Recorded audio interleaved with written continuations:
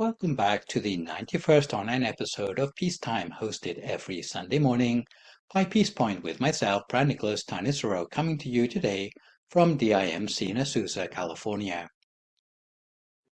In the previous session, we looked at the Janusoni Sutta, and today we continue on our journey through an anthology of important suttas from the Buddhist scriptures by looking at a discourse called the Kūṭadanta Sutta.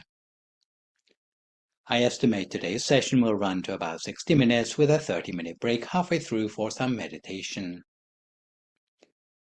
So as usual with our chosen sutta, we will work our way through the sequence of sources, sutta name meaning, interlocutors, place names, and overview, before looking at the main body of the manuscript itself, the outcomes of the sutta, and finishing up with some of the issues the sutta raises.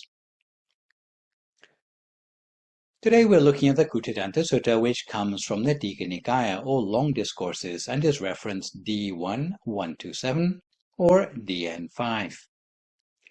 So, for the translation of the primary source, we are looking at Maurice Walsh's 1987 Wisdom Publications translation as our manuscript.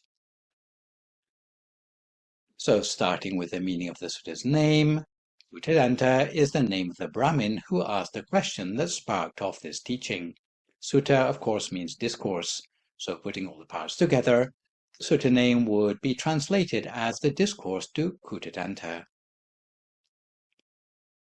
So this sutta is a conversation between the Buddha, who is referred to as the Blessed One or the ascetic Gotama, or more respectfully, Reverend Gotama, and the eminent Brahmin Kūṭadanta, which literally means pointy tooth or broken tusk.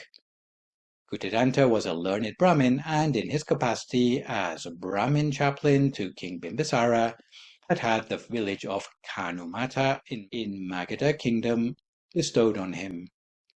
Also included in the story within the story are King Mahavichita, literally wide realm, and his unnamed minister chaplain. Also mentioned is King Bimbisara, here Senior Bimbisara, who was the king of Magadha at the time.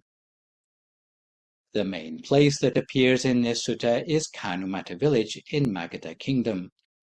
In this place there was a parkland called Ambalatika, not to be confused with the more famous royal park of the same name between Rajagaha and Nalanda. So to give a little bit of the background for this discourse, the prevailing religion at the time the Buddha came on the scene in India was the Brahmanical or Vedic era Hindu religion. Hinduism has changed quite a lot since that time, and I'm not saying that all present-day Hindus would continue the traditions being done in India in those days. But reportedly, even in the present day, except for Rajasthan and Gujarat, the majority of Hindus are non-vegetarian, and the animal sacrifice tradition of Pashubali still continues to a certain extent even nowadays. In those ancient times, however, they placed a lot of importance on doing huge sacrifices of various sorts as a way to propitiate the harvest or bring good luck for the country. And normally if a king was in power at the time and his luck seemed to be running out, it would be up to him to organize a huge sacrifice which involved a lot of animals being slaughtered, and a lot of damage to trees, grass, and the environment, and a lot of food was basically wasted. According to the Brahmins, there was an ideal recipe for performing an effective sacrifice. Brahmins had to make sure the sacrifice included 3 components, which meant that none of the participants should have any regrets before, during, or after the ceremony. In addition, the sacrifice needed to bring together 16 subcomponents, namely that all 4 castes, warriors, priests, merchants, and laborers, which we already explained in the Aganya Sutta, needed to be involved in the preparation. Additionally, the king doing the sacrifice needed to have 8 prerequisites. So he had to be of pure descent back through 7 generations, be of good appearance and demeanor, wealthy, command a powerful army, be devout and charitable, well-educated, wise, and insightful. Lastly, the king's chaplain also needed to have 4 prerequisites. He needed to be well-bred, have mastered the 3 Vedas, and be virtuous and wise. So 4 plus 8 plus 4 makes a total of 16 subcomponents. So if you were not a believer in this way of doing things, then you could be forgiven for saying that it was a huge waste in the name of basically a superstitious belief. But yet these extravagant rituals went on for centuries and centuries in India, and partly it was because the Brahmin priests at the time encouraged such sacrifices to take place. Sometimes they really believed the sacrifices helped to make the world a better place. But often there was an ulterior motive, because when people brought lots of goats and food and veg to be sacrificed in the temple, once they sacrificed it, they left it there. And once all the people had gone home, then the Brahmins could get to eat it for themselves. So the Brahmins didn't have to worry about where their next meal was coming from if there were sacrifices every day. So generally speaking, when the Buddha came on the scene and started to preach that doing such sacrifices perhaps was not a particularly compassionate way to treat one's fellow living beings, apart from destroying the environment, then he actually made quite a lot of enemies amongst the Brahmin clergy. As quite often happens with Buddhist discourses, the reason for the teaching being given wasn't exactly the reason why we find this teaching interesting in the present day.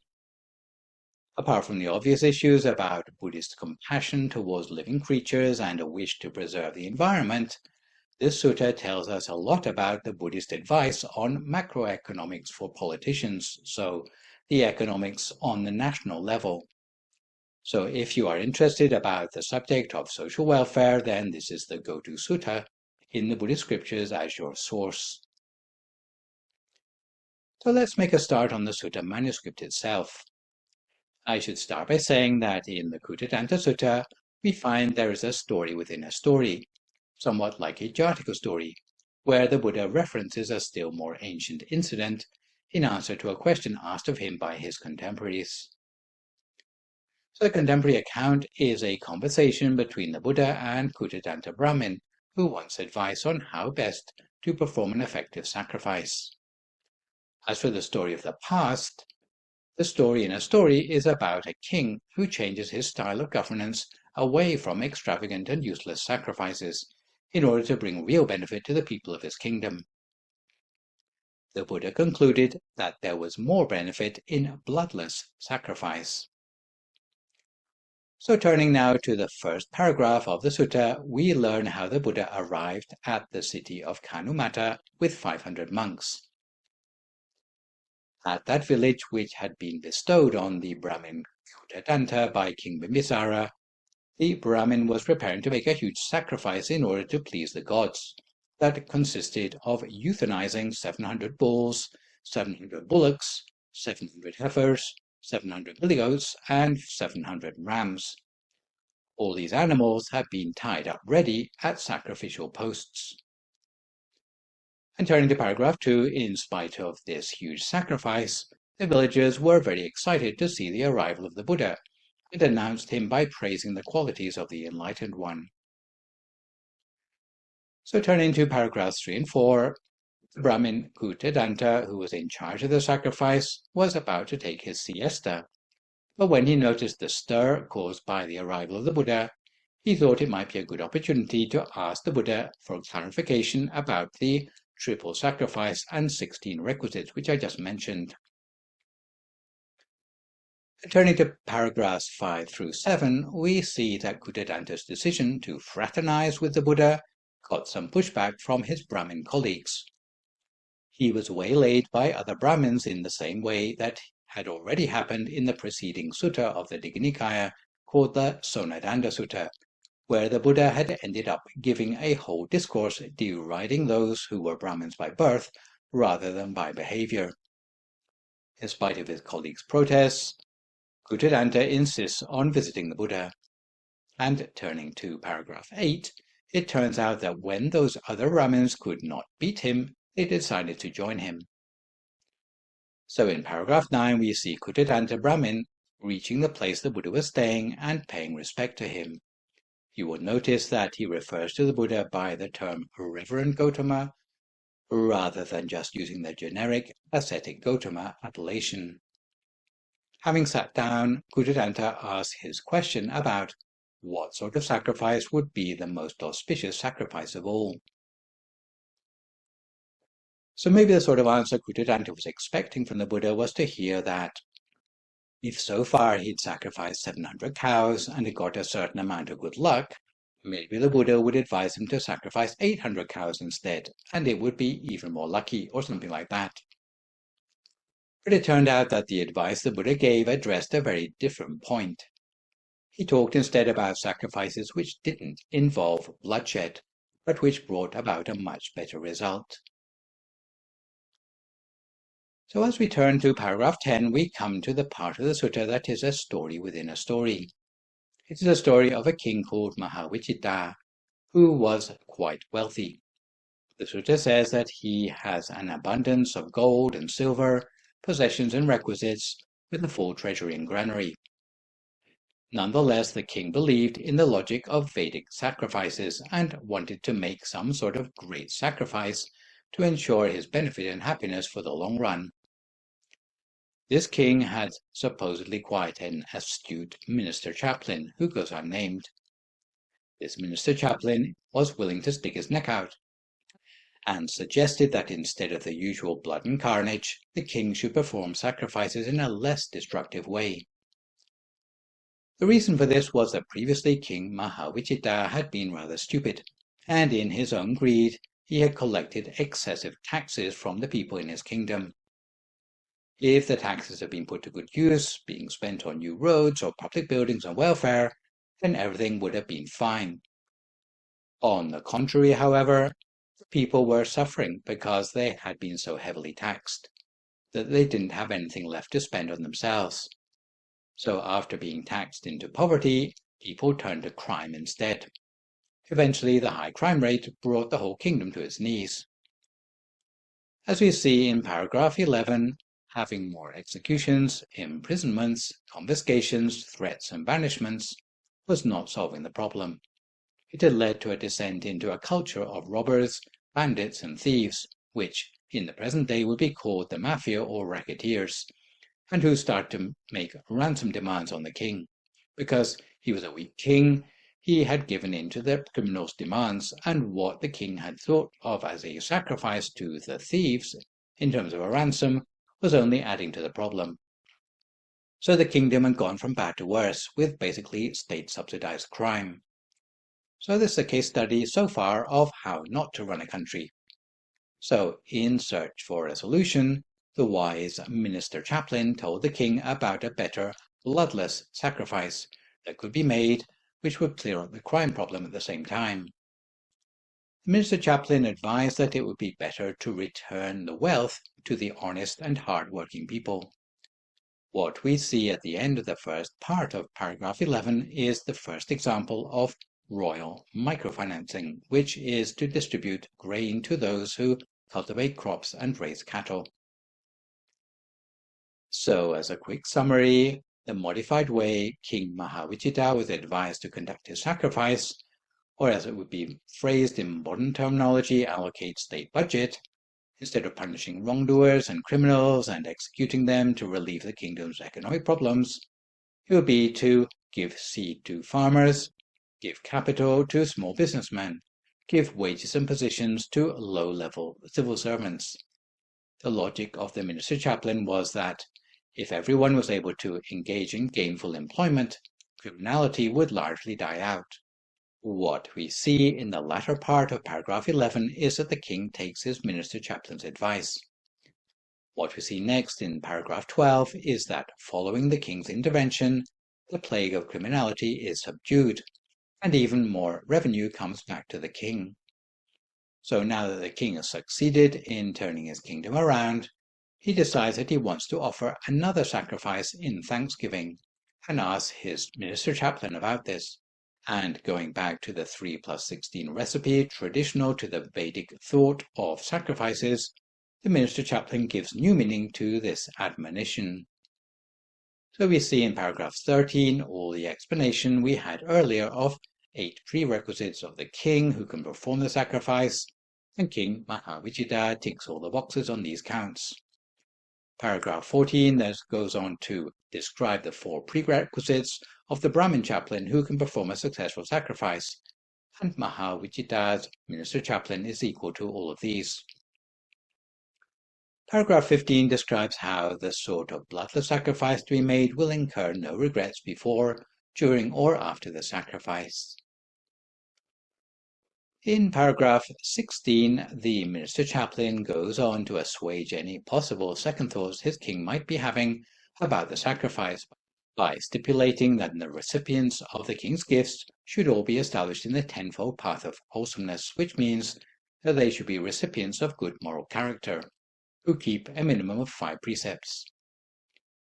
In paragraph 17, the minister chaplain reiterates that the 16 conditions for a good sacrifice will have been fulfilled.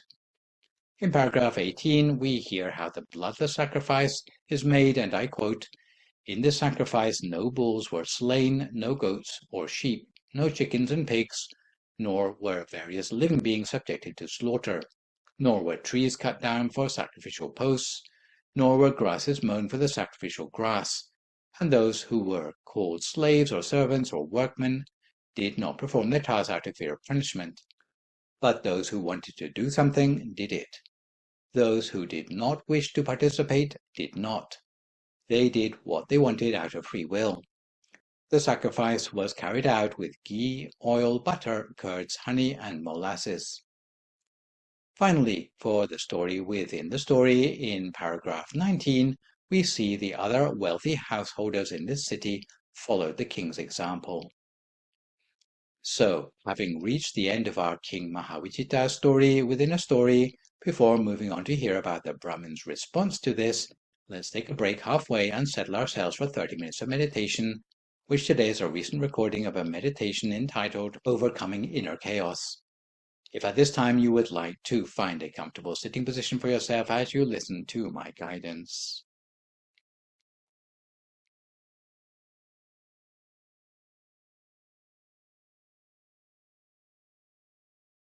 So make a start by allowing yourself to get comfortable. Find a relaxed posture that will allow you to close your eyes for a time. And when you're ready, let's begin to relax. If you're sitting on a chair, then place the soles of your feet flat on the floor, with your hands palm upward in your lap. The index finger of your right hand touching lightly against the thumb of your left hand.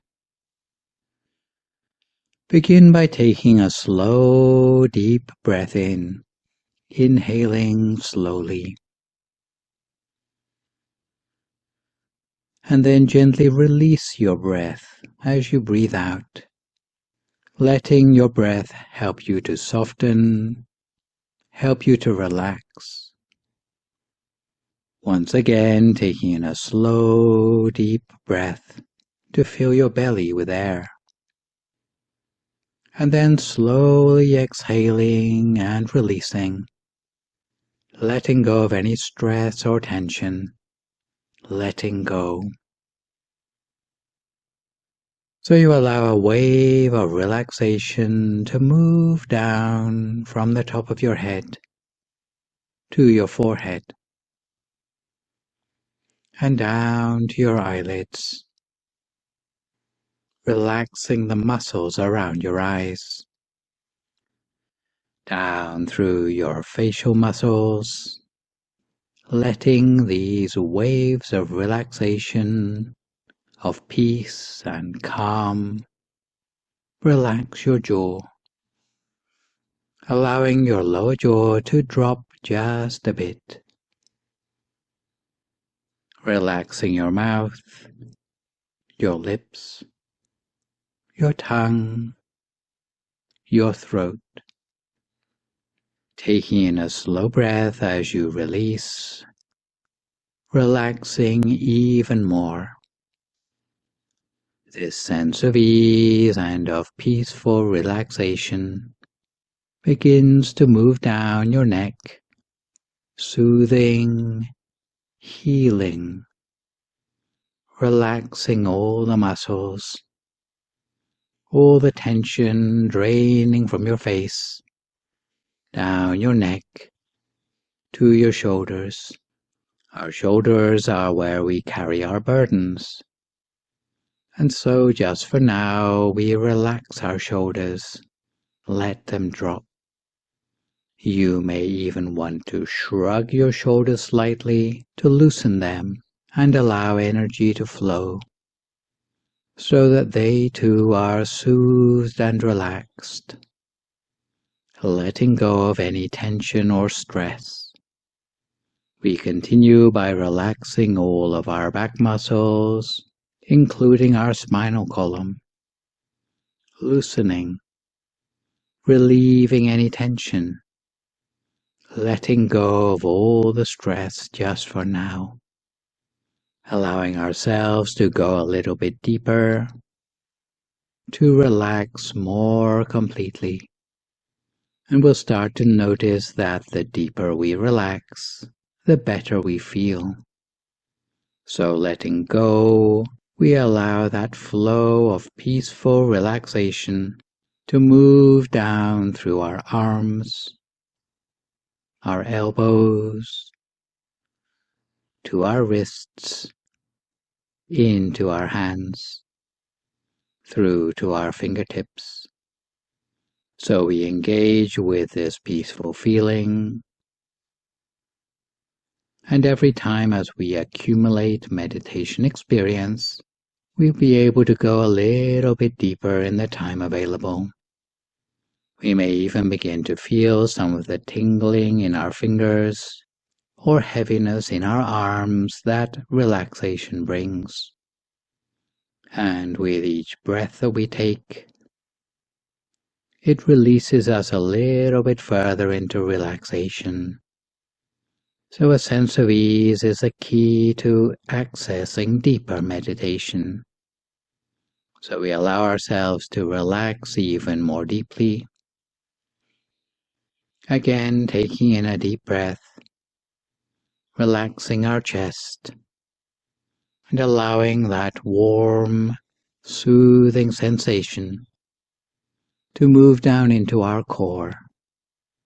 Waves of relaxation and healing, moving down through our body, soothing and serene, further down through our hips, to our thighs, relaxing and feeling the deep peace within our body.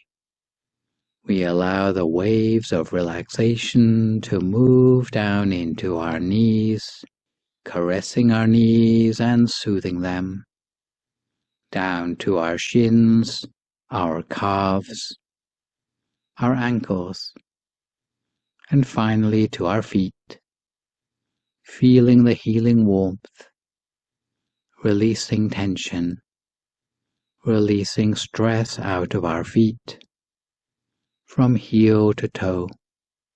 So we allow ourselves that sense of healing relaxation and peace.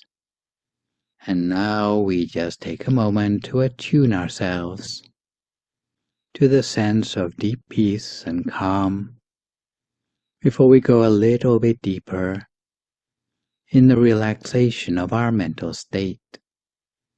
And to help us relax the mind, we might try imagining that we are calling back to ourselves all the pieces of ourself, pieces that we've left out there with other people or things, ideas, situations that are ours.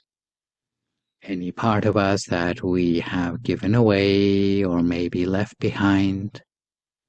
We just imagine that all these parts are coming back to us, coming home, calling them back, welcoming them home. We are remembering ourselves, becoming whole. At the same time, we release ourselves from all parts of other people, things, ideas, situations that do not belong to us, anything that we might have picked up that is not ours. We simply release them so that only our own energy flows around us and through us. And we might imagine ourselves all alone in nature, perhaps on the edge of a quiet, peaceful lake, surrounded by tall, majestic trees. We might imagine that the sky is just beginning to lighten with the golden colors of sunrise, as it promises to be a beautiful new day, an entirely new beginning for ourselves. And we might feel the freshness of the morning as we gaze out at the peaceful lake. It's calm and quiet and peaceful, hardly a ripple in the water, as the surface reflects the beauty of the awakening sky above.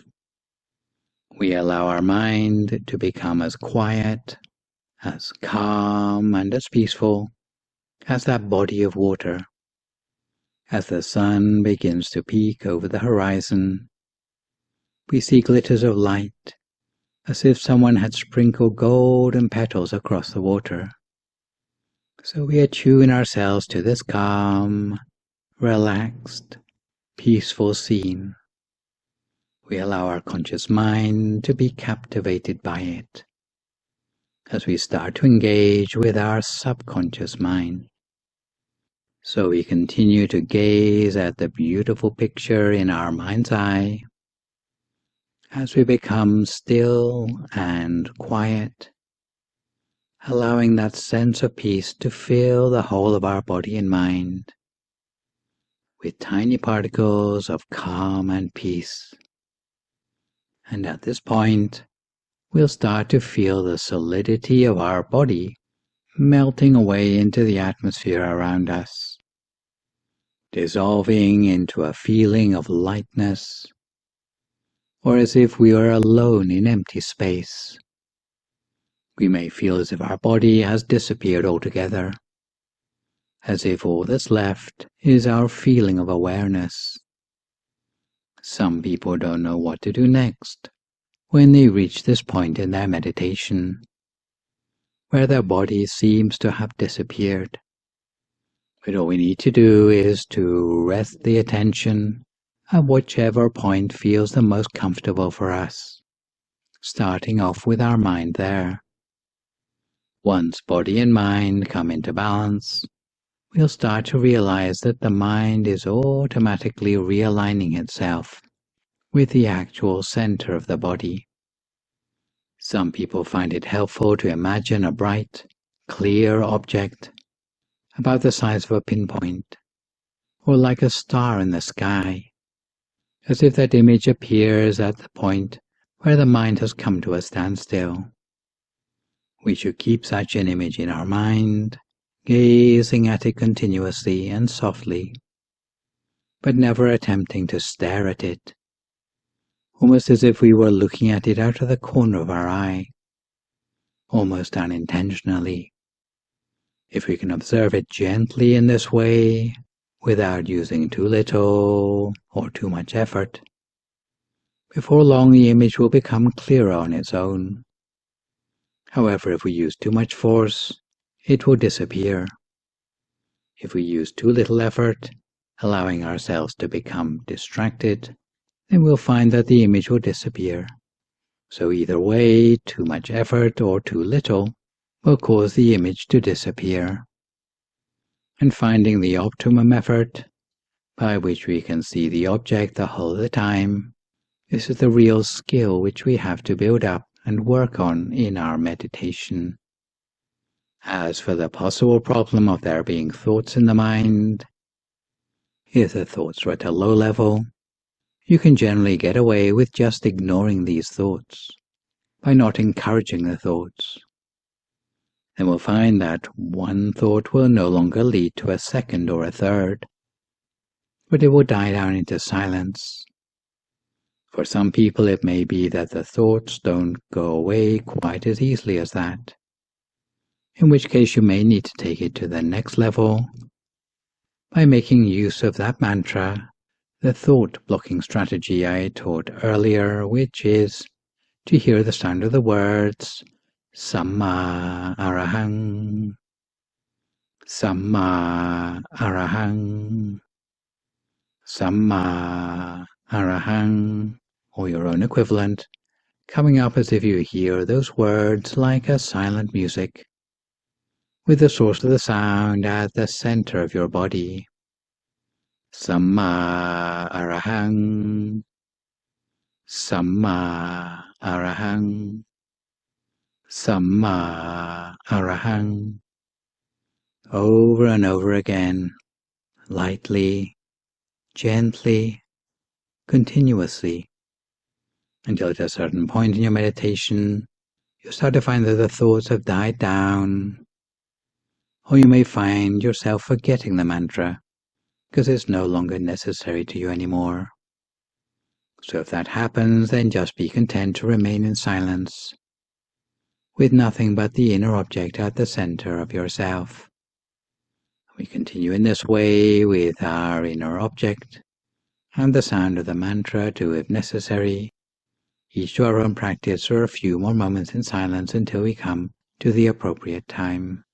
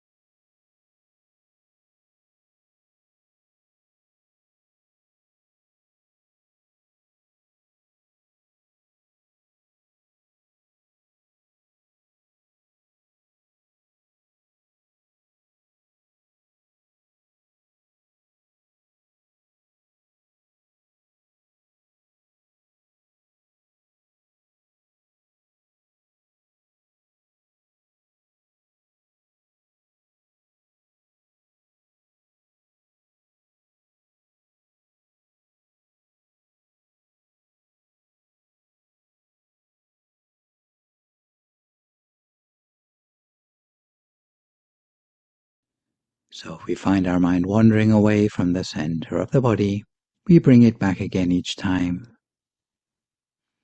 If thoughts return, we do our best to ignore them and let the mind settle down into silence. Meditation is an important resource to everyone in the world. The biggest clue to the value of meditation comes from the word enlightenment, which means light that comes from within. It just becomes a question of how to access that inner light and learning how that inner light can change us. Because every moment of every day we are transforming whether we know it or not, and whether we like it or not. It's just a case of whether it's a beneficial transformation or not. Every moment's experience leaves an imprint on the quality of our body, spirit and mind. And whether these imprints are good or bad, they ingrain the habits and values that lead our lives towards their destiny. However, meditation gives us some control in the destiny we choose for ourselves. We learn that deep inside us, every single one of us has a point of peace, a point of light, which can transform us personally for the better. It can transform us relationally, and it can transform the world around us. Most people overlook that point of peace and light because of the digital overload of our modern world. All their thought moments are filled 24/7 with inner chaos, fueled by our fast-paced lives. People without meditation become habituated to more and more inner chaos, more and more of a frenetic feeling within, because our world has become so imprinted by stress and anxiety, without a single moment of respite the whole day long. But meditation allows us to be intentional about habituating ourselves instead to inner moments of calm. We need to be intentional about creating those moments where we can come back to our center and come back to that place of peace within. Because if we don't, then our bodies, our brains, our relationships, and our world are going to devolve into a state of chaos. Meditation offers us a path by which we can find a way out of that chaos. It lays out the path by which we can reach that central place of peace within ourselves. Meditation changes us personally. It's our own path to enlightenment. It leads us to that point of light, to the love and the peace and compassion deep within us. And when we begin to change, we actually begin to change the people around us as well. What researchers call the process of coherence, or energetic vibrations, just by our peaceful presence, that allows other people around us to begin to transform as well. And by extension, on a global level, when we get enough people attuned to this sense of peace within themselves, global coherence patterns will change as well. And when there are enough people tuning in to that inner peace, love, and compassion, we begin to change our world. But it takes intention. It takes practice. It's not something that just happens by itself. We need to mold ourselves to that peaceful inner experience. And the more experience we have of meditation, the more we will be able to tap into that inner light, that place of peace at the center, and the more we'll be able to extend peace to the whole world.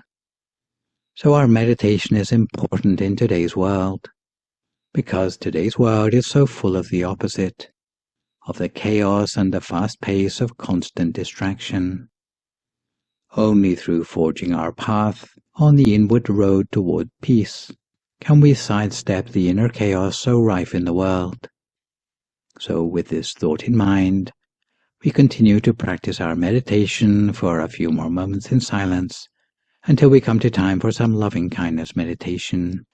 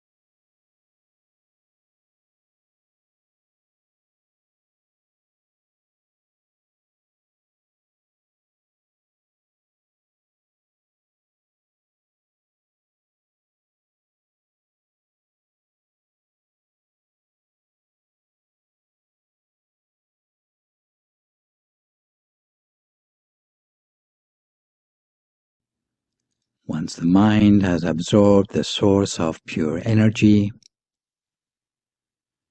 we continue by imagining that the energy radiates outwards from our center in all directions. So we gently visualize the pure energy taking the form of a crystal sphere, growing larger to encapsulate the whole of our body, reaching out further to the whole of our family, our neighborhood, and everybody in the world. No matter who they are, we emanate a positive intention with a growing pure energy, full of love and compassion towards all. For those with suffering, may they be free from sadness and pain. For those with happiness, may they be happier still. We might imagine that we also emanate a positive intention to everyone in the country, neighboring countries, all continents, the entire globe and beyond, wishing everyone, everywhere, to be well and happy, dwelling in peace. So we make the wish to ourselves that all human lives be filled with empathy toward one another, free from stress and anxiety, free from worry and irritation, free from sickness and danger. We share this peaceful energy for the benefit of our ancestors, family members and friends, whether they are still with us or those who have already passed on. May all of them feel cleansed by hope and joy, while being sheltered against sadness, sickness, sorrow and danger. May all sentient beings be free from distress. May the growing stream of pure energy dispel any harmful elements from the bodies of all sentient beings on the planet, as if the whole earth were being refined and turned pure and crystal clear. And we emanate the positive intention that unity and harmony will emerge in this world, with freedom from harm and aggression, making the skillful wish that this pure energy protect the world from all physical and mental impurities.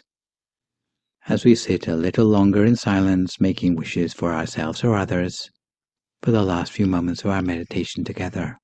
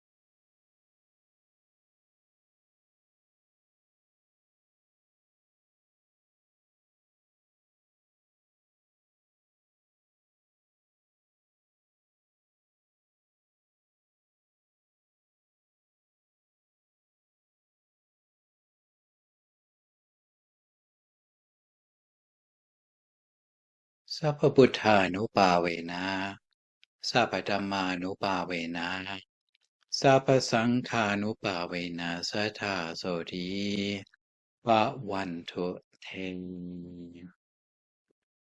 So if you like to come to the end of your meditation for today, you can gradually open your eyes again. If you feel at all uncomfortable, then slowly try changing to a more comfortable position before gradually finishing your practice. So to return gently to today's study of the Kūṭadanta Sutta, we catch up with our manuscript again at the point where the Brahmins in the time of the Buddha express their response to the historical story the Buddha has told them about the sacrifices of King Mahavijita. So to cut a long story short, we jump to paragraph 21 and returning to the conversation between the Buddha and Kūṭadanta Brahmin, The assembled Brahmins applauded the nature of the bloodless sacrifice performed in the Mahavichita story. So to summarize, King Mahavichita's sacrifice upheld all the 3 + 16 characteristics of a perfect sacrifice. But unlike the usual Vedic interpretation, it did not involve destruction and waste of life and assets. So in paragraph 22, Kūṭadanta asks if there is a way of performing sacrifices more conveniently and with greater effect. The Buddha replies that a second and yet more profitable sacrifice is to give perpetual gifts to virtuous recluses. And in paragraph 23, the Buddha explains this is better because virtuous recluses will not attend events that involve bloodshed or violence.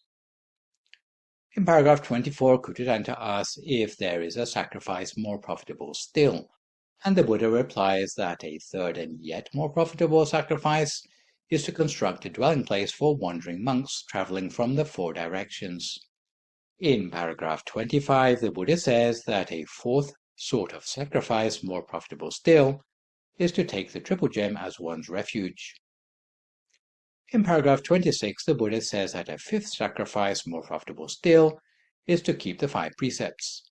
And finally, in paragraph 27, the Buddha says that a sixth and most profitable of all the sacrifices is the self-sacrifice of attaining the higher fruits of ordination, which we have already seen described in the Samanyapala Sutta. So, in summary, the Buddhist version of the efficacious sacrifice is that more beneficial than giving to the householders of good moral conduct is giving perpetual gifts to virtuous recluses, putting up a dwelling place for the traveling monks from the 4 directions, taking the triple gem as one's refuge, keeping the 5 precepts, and ultimately all the higher fruits of ordination.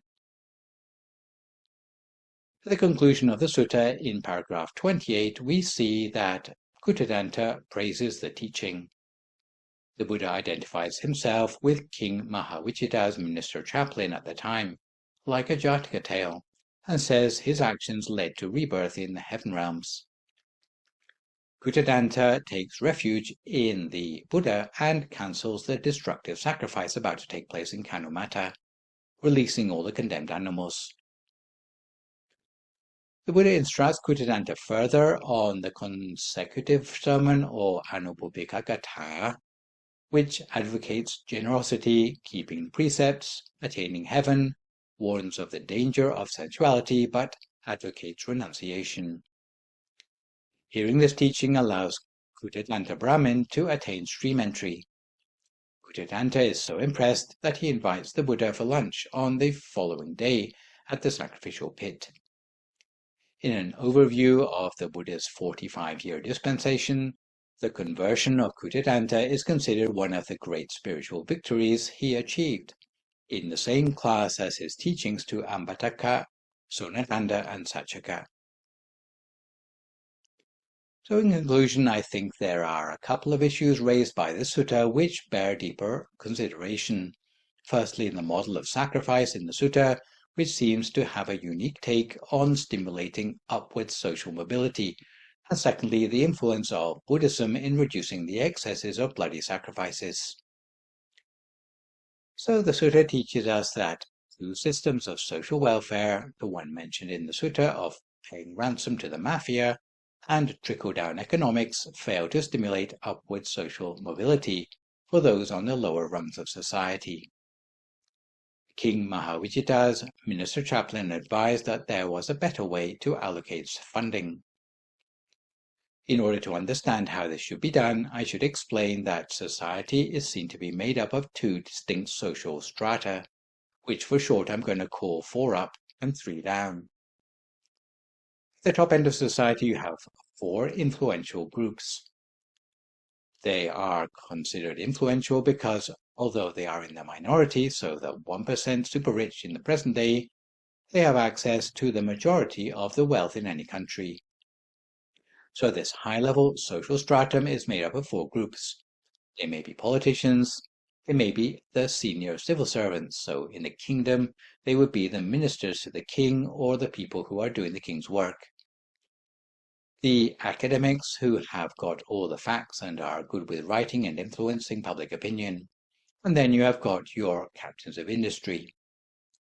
These four groups are independent from the king, but they attract wealth into the kingdom.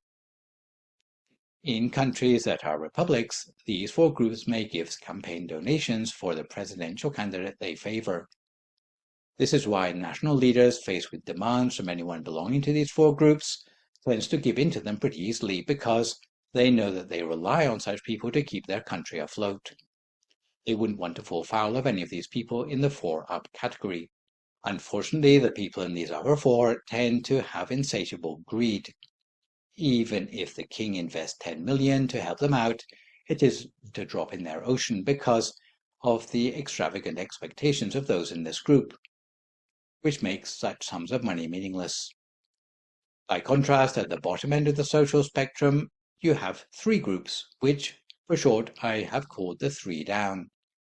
Unfortunately, in any country, the 3 down represent 90% of the population. Although they are in the majority, they control only 10% of the country's wealth. So the 3 groups we're talking about includes our farmers and laborers. Secondly, we've got our storekeepers and traders. Lastly, we have our clerks and low-level civil servants. Even though such people may be in dire straits because of lack of support, and even though there's so many of them, their voice tends to be ignored by the powers that be compared to the 4-up group.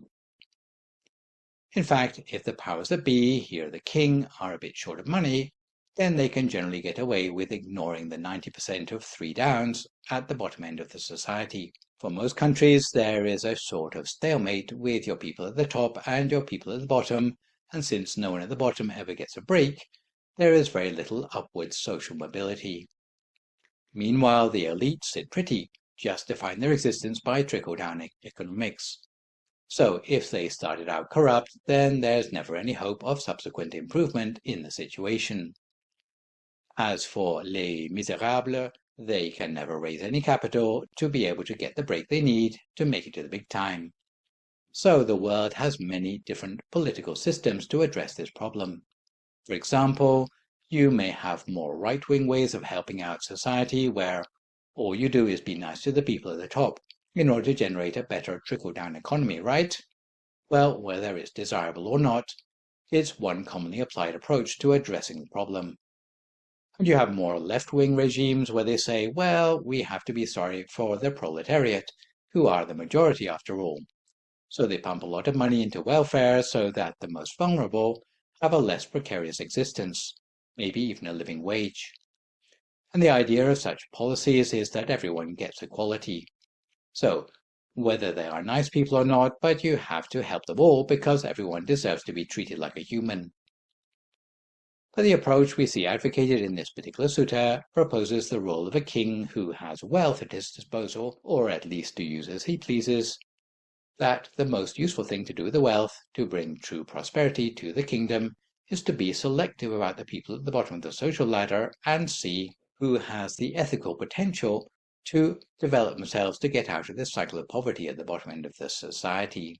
Normally we talk about meritocracy in terms of ability and education level of people with social prospects. But here we are talking about actual merit in terms of the personal virtues of the potential recipients of microfinance. So if it were Shark Tank, you could predict what sort of startups would have the potential to get big business support. However, in the Kūṭadanta Sutta, it says that the prerequisite of venture investment needs to be the virtue of the people involved. Let's say the person is hard-working.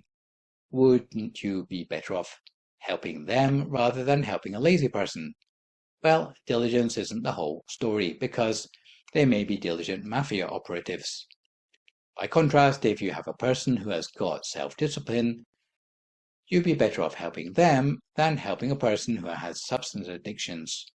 So, the proposed role of the king ends up being something like a talent scout to decide who amongst the lower rungs of society has the potential to do better for themselves, and then to facilitate the capital to allow those candidates to lift themselves out of poverty towards a higher place in society.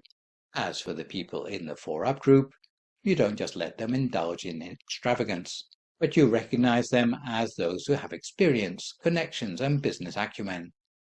So you give them a position of advisors to help out the people at the bottom of the social ladder. The virtuous prospects who have been selected from the 3-down group don't have experience, but they can surely learn if they are mentored by those at the top. Of course, the king is taking a risk on the 3-down selectees, a little like the venture capitalists of the present day. Or maybe like banks open to giving loans to people who actually need them instead of restricting themselves to those who are safe investments. If young people of a certain level of virtue have innovative ideas and diligence, then they would be rewarded by the aristocracy, basically sticking their neck out for them. If the 4-ups were to sponsor 10 or 20 such 3-downs, then maybe only 4 or 5 could be expected to make it. It is a little bit like an education scholarship, but the emphasis would be on those who uphold virtue, especially the 5 precepts, which you will be familiar with from my previous lectures. Obviously, this would guard against the temptation of supporting threatening criminal elements. If a person can uphold 5 precepts and who's not involved with various forms of corruption, then they would qualify for help. Meanwhile, it's the job of the 4-ups to step outside their comfort zone and take a risk.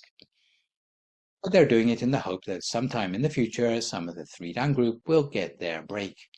Equality of opportunity is a great thing, but there's the problem of giving equal help to everyone, because some people don't appreciate help and may even be spoiled by it. They may become more complacent if you keep offering them help. And if you are interested in this phenomenon, then you should see my toxic charity lecture. All virtuous people would be helped the first time round. The second round of help would be conditional on the demonstration of some sort of improvement on their part. Some people think we already have this system in place if rich people pay taxes at a higher rate. But the spirit of upward social mobility has been undermined in the present day because the ultra-rich can afford to pay tax accountants to ensure that they don't pay any taxes. On the other hand, if the ultra-rich can write off charitable donations as a tax break, at least this does encourage a degree of philanthropy. The Buddhist ideal being described here is that privilege should come with magnanimity, where the 4-ups wouldn't need to fear competition from new money because the whole country would prosper together. So it is a sort of meritocracy based literally on merits generated by a person's personal conduct, including things like diligence. So this is the main issue raised by the Kūṭadanta Sutta, which advocates helping people out if they show the potential to be helped, rather than helping people out willy-nilly just on the basis of equality. The second issue raised by the Kūṭadanta Sutta, although Rhys Davids says the whole tone of the sutta seems to be slightly contrived, is that the part Buddhism seems to have played in the social reform of the gruesome culture of Vedic bloody sacrifices. This sutta goes in great detail about alternatives to these sacrifices that don't involve bloodshed. You'll find a lot of different variations on themes such as sacrificing your bad behavior towards others, or sacrificing your bad habits, which, in the eyes of Buddhists, are much more efficacious. So, today we've been looking at the Kūṭadanta Sutta. For my next live session online, which will, fingers crossed, be a week on Sunday morning, we'll move on to look at meditation and mysticism, which is a session about the commonalities of religious and spiritual experiences across different faith traditions. So for good measure, I'd like to remind viewers to keep the questions coming in about meditation or topics you've learned in the lecture to the email that you can see spelled out in the slide. And I'll do my best to answer these on my next session. In the meantime, try to avoid recklessness or complacency, maintain a positive mood, speak only positive words, forgive others, extend good wishes to others, and meditate daily. Hopefully, as a result of today's session, you will have a clear idea of the scriptural roots of social welfare policy in the Buddhist perspective. So that's all for today. Thanks for viewing. So long, folks, and stay safe.